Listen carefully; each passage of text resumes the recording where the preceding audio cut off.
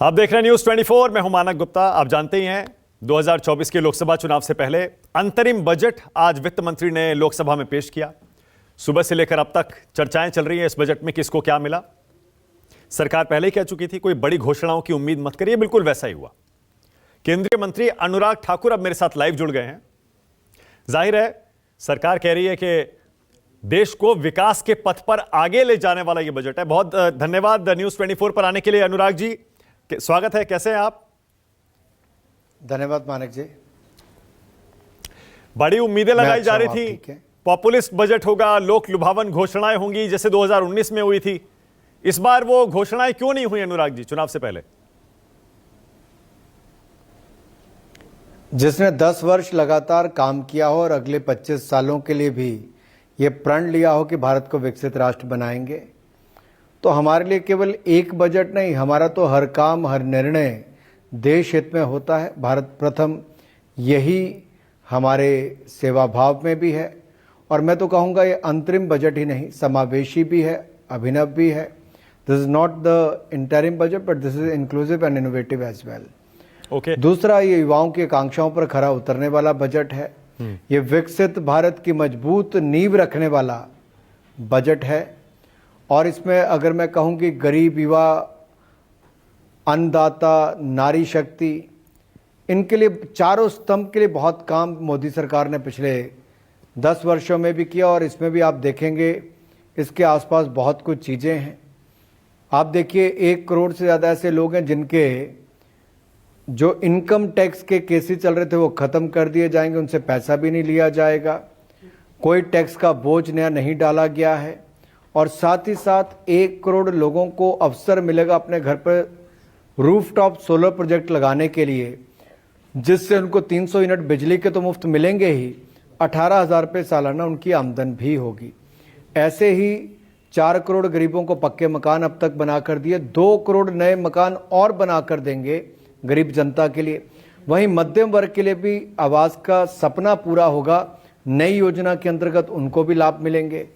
युवाओं के लिए 1 लाख करोड़ रुपए का रिसर्च एंड इनोवेशन फंड रखा गया है, जिससे रिसर्च को भी बल मिलेगा और एंटरप्रेन्योरशिप को भी बढ़ावा मिलेगा, स्वरोजगार को भी बल मिलेगा। महिलाओं के लिए जैसा नमो ड्रोन दीदी के साथ साथ अब तो सेल्फ हेल्प ग्रुप की भी 3 करोड़ बहनों को लखपति दीदी बनने का अवसर मिलेगा। ऐसी अनेकों योजनाएं। लेकिन एक बड़ी बात जो यहाँ पर है, 11,11,111 करोड़ रुपए ये कैपेक्स के लिए, आधारभूत ढांचे के लिए रखे हैं, जिसमें बड़े बड़े आधारभूत ढांचे भी बनेंगे, देश का निर्माण भी होगा, जो विकसित भारत के लिए बहुत महत्वपूर्ण है। 3 रेल कॉरिडोर बनेंगे, चाहे मिनरल्स के लिए हो, आपके एक्सपोर्ट्स के लिए हो, या आपके सीमेंट से लेके स्टील, इन सब के लिए, प्लांट्स के लिए हो, या फिर हमारे पैसेंजर ट्रेन्स के लिए भी। और उसमें भी 40,000 बोगीज को वंदे भारत की तर्ज पर आधुनिक बनाया जाएगा, रिप्लेस करेंगे, रेनोवेट करेंगे और आरामदायक और सुविधाजनक उसको बनाएंगे। ऐसी अनेकों योजनाएं हैं जिसका इसमें उल्लेख किया गया है अंतरिम बजट में। और जैसा आपने देखा पिछले 10 वर्षों में मोदी सरकार ने 25 करोड़ गरीबों को गरीबी रेखा से बाहर निकाला। अगले 5 वर्षों में हम संकल्प लेते हैं कि और गरीबों को गरीबी रेखा से बाहर निकालेंगे, मध्यम वर्ग को और बल मिलेगा, क्योंकि जितना पैसा बचता है उतना आगे बढ़ता है। आयुष्मान भारत में 60 करोड़ लोगों को 5 लाख का इलाज मुफ्त में मिलता है। अब आशा वर्कर्स, आंगनवाड़ी वर्कर्स और हेल्पर्स को भी इसका लाभ मिलेगा।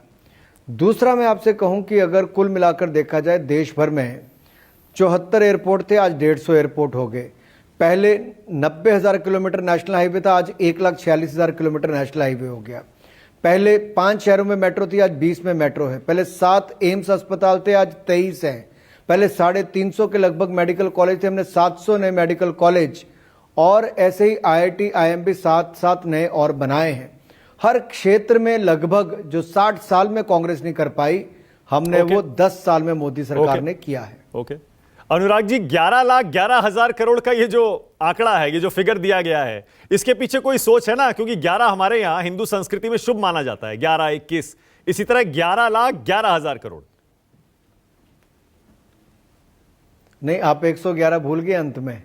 हाँ 11,11,111 करोड़। हाँ तो ये इसमें 7 बार इक्के आते हैं, तो ये नहीं। देखिए, देश में पिछले साल हमने 10 लाख करोड़ रुपए का कैपेक्स के लिए बजट दिया था। वो पिछली बार से बहुत बड़ा था, 35% ज़्यादा। इस पर 11% ज़्यादा किया। अगर आप रक्षा के क्षेत्र में देखेंगे, रक्षा उत्पादन के, तो भारत ने पिछले साल 1 लाख करोड़ से ज़्यादा की मैन्युफैक्चरिंग की है, डिफेंस इक्विपमेंट की। 16,000 करोड़ से ज़्यादा का एक्सपोर्ट किया। हम आत्मनिर्भर उस दिशा में हुए हैं। इस बार के बजट में रक्षा में भी बढ़ोतरी की है, जिससे एक और रक्षा उत्पादन को भी बल मिलेगा, तो वहाँ हमारी सुरक्षा को भी और बल मिलने वाला है।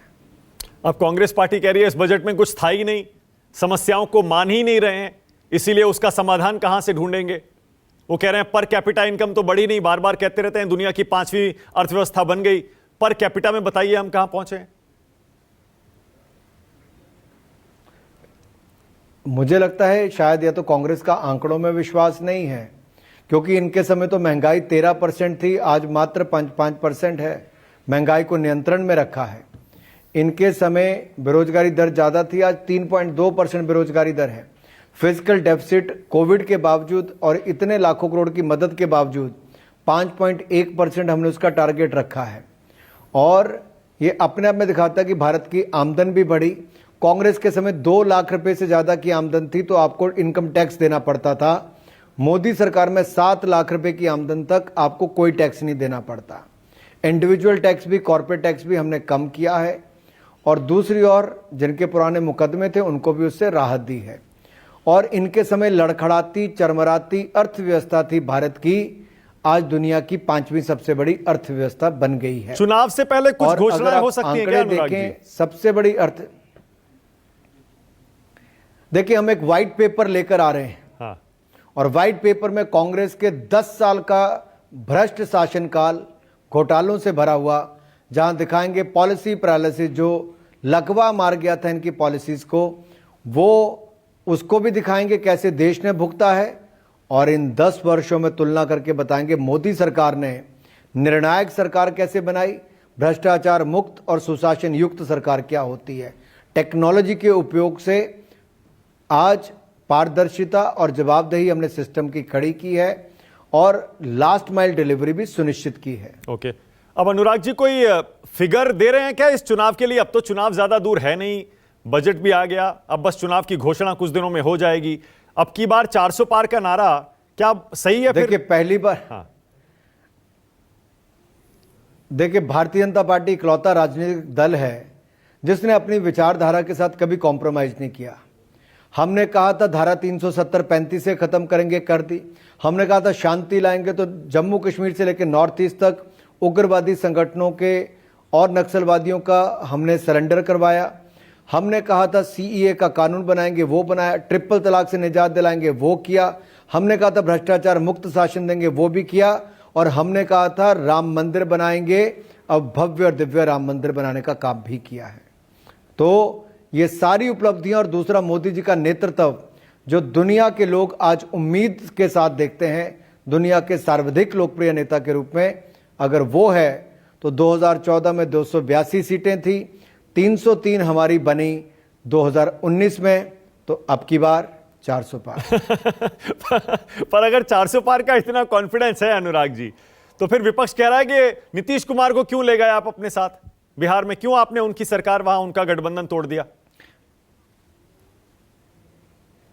देखिए, बिहार ने पिछले 1.5-2 साल ऐसे देखे कि जंगल राज रिटर्न्स, लालू यादव, तेजस्वी यादव का आना, गुंडागर्दी, भ्रष्टाचार और हर तरह के गलत कार्य वहां पर हो रहे थे। दिन दिहाड़े हत्याएं हो रही थी, जिसको देखकर नीतीश जी भी बहुत एक तरह से असहाय महसूस कर रहे थे। और उन्होंने भी ये मन बनाया कि अगर बिहार को बचाना है तो भाजपा के साथ जाना है।